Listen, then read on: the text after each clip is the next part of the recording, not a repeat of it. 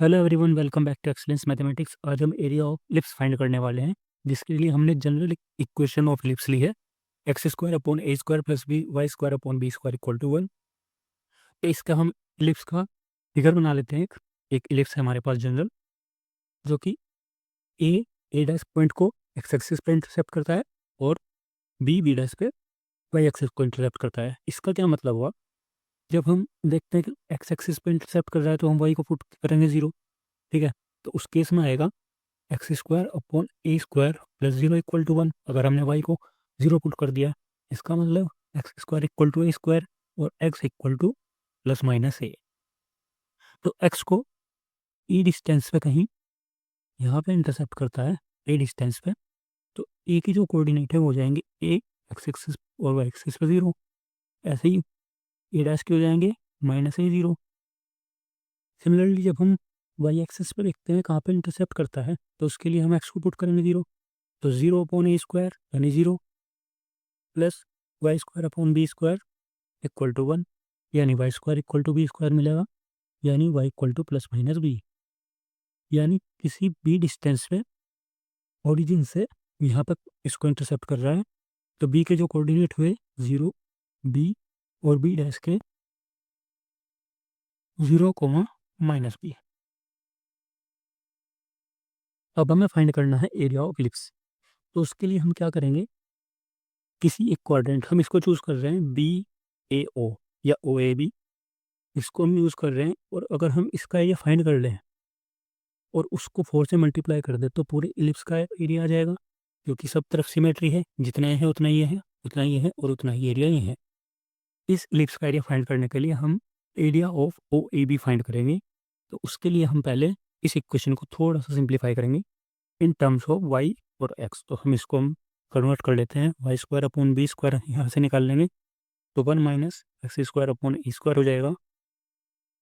इसके लिए हम यहाँ पे एलसीएम ले सकते हैं ए स्क्वायर, यानी A square minus x square, so Y square equal to B square यहाँ पे ऊपर चला गया मल्टीप्लाई में, ए स्क्वायर को हमने पहले लिख लिया और ब्रैकेट के अंदर हमारे पास बचा A square minus x square, यानी Y equal to plus minus square root हो जाएगा बी अपॉन ए square minus x square, sorry B square upon ए स्क्वायर है अभी तो। अब हम इसको स्क्वायर रूट से बाहर निकाल लेंगे, तो प्लस माइनस बी अपॉन ए और स्क्वायर रूट के अंदर बचेगा ए स्क्वायर माइनस एक्स स्क्वायर।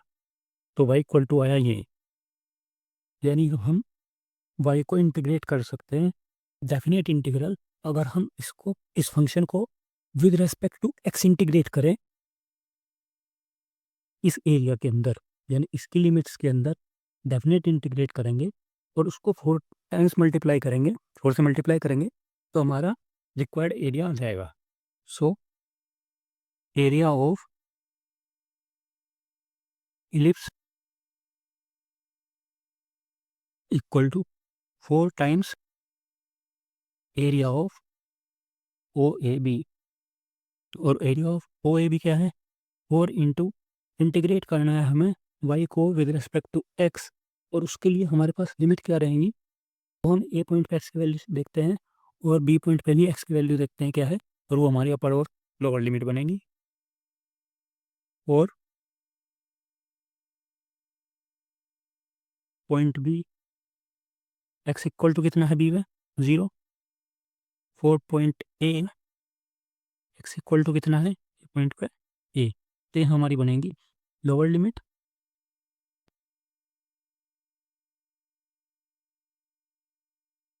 और ये बन जाएगी हमारी अपर लिमिट।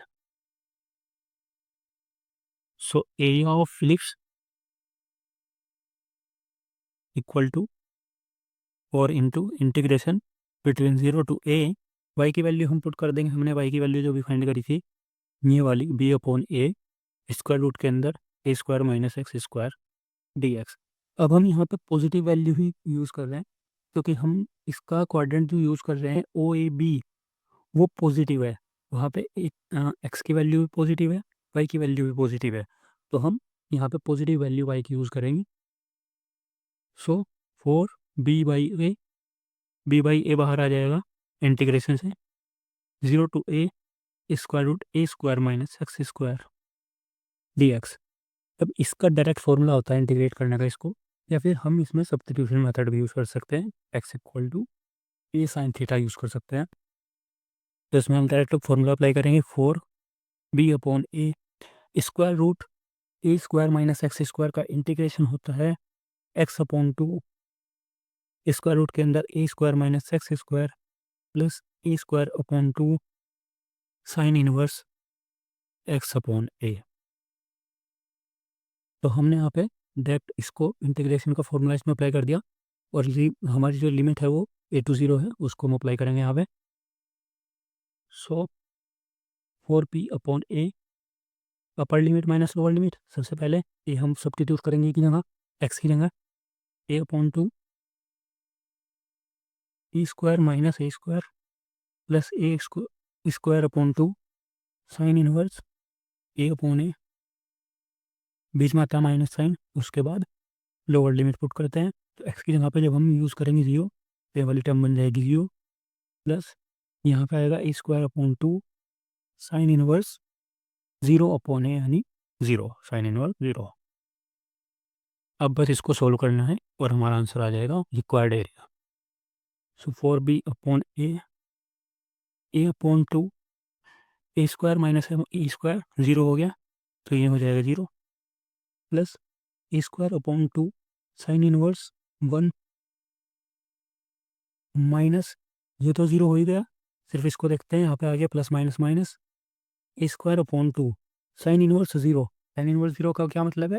0, क्योंकि साइन में 0 डिग्री की वैल्यू ही 0 होती है, तो ये भी हो जाएगा 0। सो हमारे पास सिर्फ एक टर्म बची यहाँ पे, ये भी 0 हो गई, ये भी 0 हो गई, ये वाली बची ए स्क्वायर अपॉन 2 साइन इनवर्स 1, और हमें पता है साइन में 1 वैल्यू होती है 90 डिग्री की, यानी π/2 की, तो 1 की जगह साइन π/2 यूज़ कर सकते हैं।